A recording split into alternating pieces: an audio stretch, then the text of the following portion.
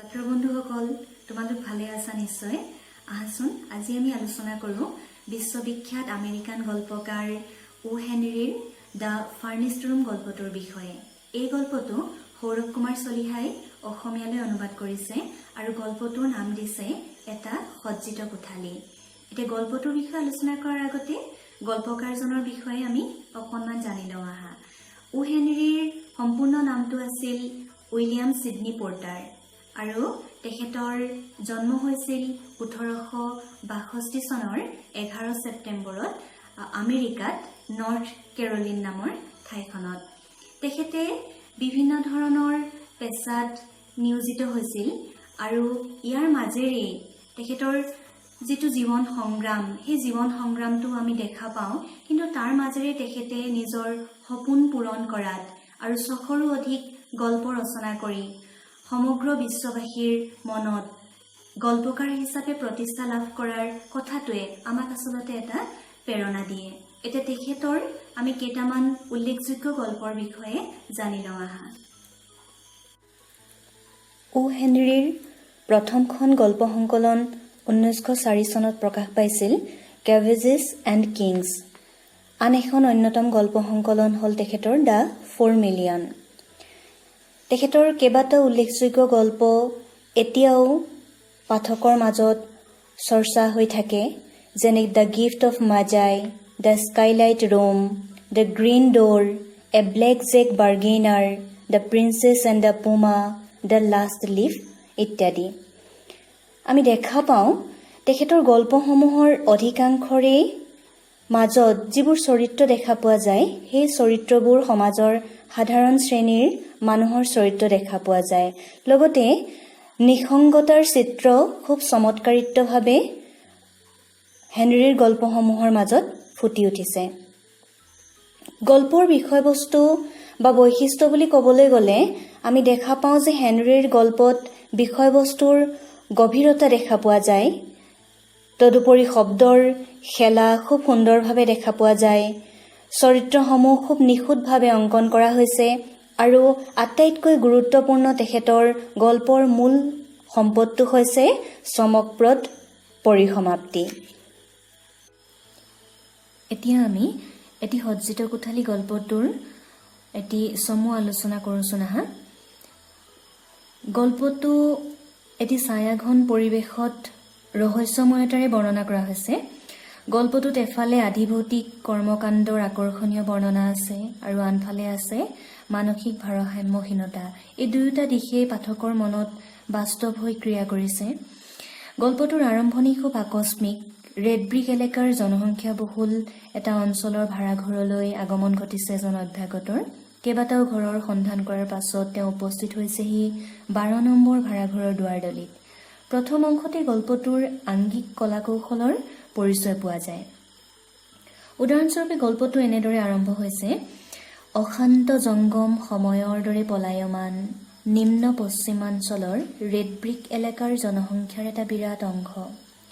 কাগজৰ বাকচত তেওঁলোকে কঢ়িয়াই লৈ ফুৰে তেওঁলোকৰ গৃহ আৰু গৃহদেৱতা। মহিলা ভাড়াতীয়াসকলৰ টুপিত হেৰুৱা পল্লৱেই তেওঁলোকৰ কাৰণে ঘৰৰ বেৰত বহুৱা ভাইনৰ গছ, গাৰ্হস্থ্যৰ চোতালৰ স্থায়ী ডিমৰু গছৰ পৰিৱৰ্তে তেওঁলোকে কঢ়িয়াই লৈ ফুৰে ভংগুৰ মৃতপাত্ৰত এজোপা ৰবৰ। গল্পটোৰ প্ৰথম অংশৰ এই যি বৰ্ণনা, ইয়াৰ ভাষাশৈলী আৰু ৰচনাশৈলীৰ মাজেদি পাঠকক চিন্তাৰ গভীৰতা আৰু গল্পটোৰ অন্তঃস্থললৈ অৱগাহন কৰোৱাৰ এটা প্ৰচেষ্টা দেখা পোৱা যায়। তাৰ ঠিক পিছৰ অংশৰ বৰ্ণনাত লেখকে পাঠকক এক গহীন ৰহস্যাবৃত পৰিৱেশৰ মাজলৈ লৈ যোৱাৰ প্ৰয়াস কৰিছে। তীব্ৰ সন্দেহ, শংকা আৰু ভৌতিক আবেষ্টনীয়ে বান্ধিব পৰাকৈ হেনৰীয়ে প্ৰক্ষেপ কৰিছে এই বাক্যটো: গতিকে এই অঞ্চলৰ ঘৰবোৰে আমাক শুনাব পাৰে হাজাৰটা কাহিনী। সিহঁতৰ হাজাৰজন বাসিন্দাৰ, তাৰ বেছিভাগেই হ'ব শুষ্ক আৰু অলস প্ৰবাহ। সন্দেহ নাই, কিন্তু এই সকলো চলমান অতিথিয়ে এৰি যোৱা পদচিহ্নবোৰৰ মাজত যদি অনুভৱ নহয় দুই এটা ভূত, সঁচাকৈয়ে হ'ব লাগিব আচৰিত। এসপ্তাহলৈ ভাড়াঘৰটোলৈ অভ্যাগত কোঠাটোৰ ভিতৰলৈ সোমাই যায়। কোঠাটোৰ প্ৰতি আকৰ্ষণ জন্মাবৰ বাবে গৃহকৰ্ত্ৰীগৰাকীয়ে যুৱকজনক বহুতো মনোগ্ৰাহী কথাৰে আকৰ্ষণ জন্মাবলৈ চেষ্টা কৰাৰ কথা ভাড়াঘৰৰ মালিক চৰিত্ৰৰ সেই কথাষাৰৰ মাজেদি ভাড়াঘৰৰ মালিক চৰিত্ৰৰ যি ব্যৱসায়িক মনোবৃত্তি, সেই মনোবৃত্তিৰ এটা বাস্তৱিক প্ৰকাশ লেখকে দেখুৱাইছে। যুৱকজনে মিছ ইলোৱাছ ভাছনাৰ নামৰ বগাকৈ ওখকৈ ৰঙচুৱা আৰু সোণালী চুলিৰ বাওঁ চকুৰ ভুৰুৰ কাষত এটা কলা মাহ থকা থিয়েটাৰত গান গোৱা তেওঁ প্ৰেয়সীক বিচাৰি ফুৰিছে। 5 মাহে অবিৰাম জিজ্ঞাসাৰে সম্ভাৱ্য স্থানসমূহত যুৱতীৰ সন্ধান কৰি শেষত মিছেছ পাৰ্ডি নামৰ গৃহকৰ্ত্ৰীগৰাকীৰ ওচৰত তেওঁ ছোৱালীজনীৰ বাতৰি বিচাৰিছে। গৃহকৰ্ত্ৰীগৰাকীয়ে পোনছাতেই তেনে নামৰ কোনো যুৱতী ঘৰটোত নাই বোলা কথাষাৰৰ মাজেদি হেনৰীয়ে পাঠকৰ মনত তীব্ৰ ঔৎসুক্য আৰু সন্দেহৰ সৃষ্টি কৰিছে।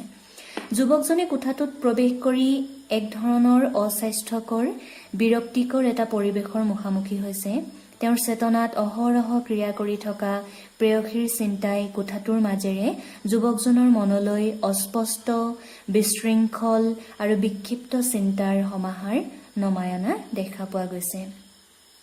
তেওঁ কোঠাটোৰ চুকে কোণে সেই যুৱতীগৰাকীৰ উপস্থিতি কামনা কৰিছে আৰু তাৰ মাজৰ তাত যিবোৰ বস্তু আছে সেই বস্তুবোৰৰ মাজত যুৱতীগৰাকীৰ এটা সময়ত তাত থাকি যোৱাৰ তেওঁ সন্ধান কৰিছে। চেতনাৰ অহৰহ ক্ৰিয়া, আশা আৰু হতাশাৰ মাজত এক দ্বন্দ্বাত্মক অৱস্থা আৰু এইবোৰৰ মাজত যুৱকৰ মনত থিতাপি লোৱা বিশৃংখল চিন্তাৰ ফলত তেওঁৰ কল্পনাত সৰু ল'ৰা-ছোৱালীৰ কান্দোন তেওঁ কেতিয়াবা শুনিবলৈ পাইছে, কেতিয়াবা শুনিছে নিচুকনি গীতৰ শব্দ, ৰেলৰ শব্দ, কোঠাৰ আচবাববোৰে অদ্ভুত ধৰণৰ শব্দ কৰি ফুৰা, বতাহত পাইচাৰি কৰি ফুৰা আদি বিভিন্ন শব্দ ঘণ্টাই তেওঁৰ মনত সেই যুৱতীগৰাকীৰ আৰু তাত অন্য মানুহৰ অৱস্থিতিৰ যেন তেওঁৰ মনত এটা খুদ হোৱাই থকা পৰিস্থিতি এটাৰ সৃষ্টি কৰিছে। আচলতে ইয়াৰ মাজত তাত্ত্বিক দিশেৰে চালে চেতনাশ্ৰুত ৰীতিৰ যিটো মনস্তাত্ত্বিক দিশৰ সন্ধান গল্পটোৰ মাজত বিচাৰি চোৱাৰ এটা দিশ দেখা পোৱা যায়।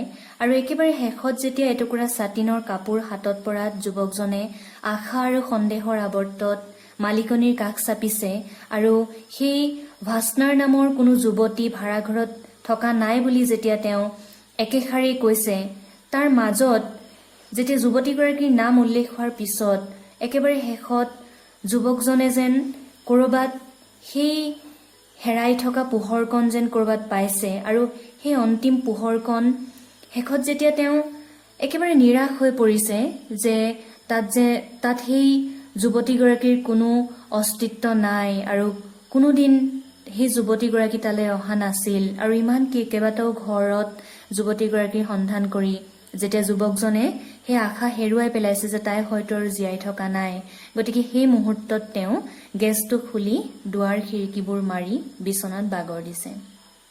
আৰু ইয়াতেই গল্পটোৰ সামৰণিৰ অংশলৈ লেখকে লৈ গৈছে তাতে।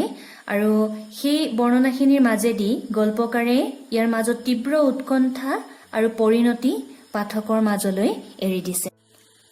গল্পটোৰ একেবাৰে শেষত গৃহকৰ্ত্ৰীগৰাকীয়ে তেওঁৰ প্ৰতিবেশীৰ সৈতে কথা পাতি থকা দেখুৱাইছে লেখকে।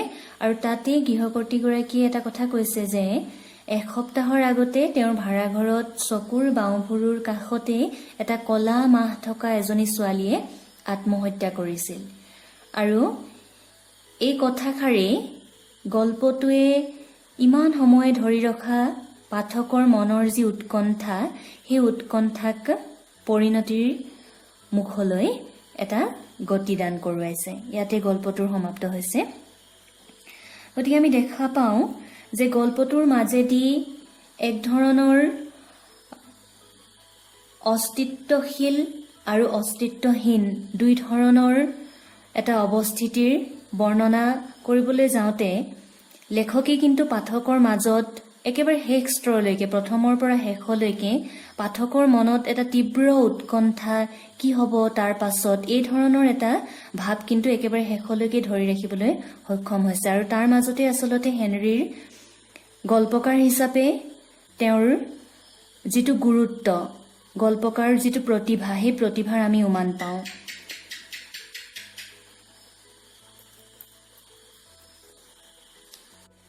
এটি সজ্জিত কোঠালী গল্পটোৰ আলোচনা আমি আজিলৈ ইমানতে সামৰিছো আসলতে ইমান কম সময়তে আৰু ইমান কম কথাতে হেনৰীৰ গল্পৰ আলোচনা আসলতে শেষ কৰিব নোৱাৰি তে পৰৱৰ্তী সময়ত আমি এই বিষয়ে অধিক আলোচনা কৰিম আজিলৈ আলোচনা ইয়াতে সামৰিছো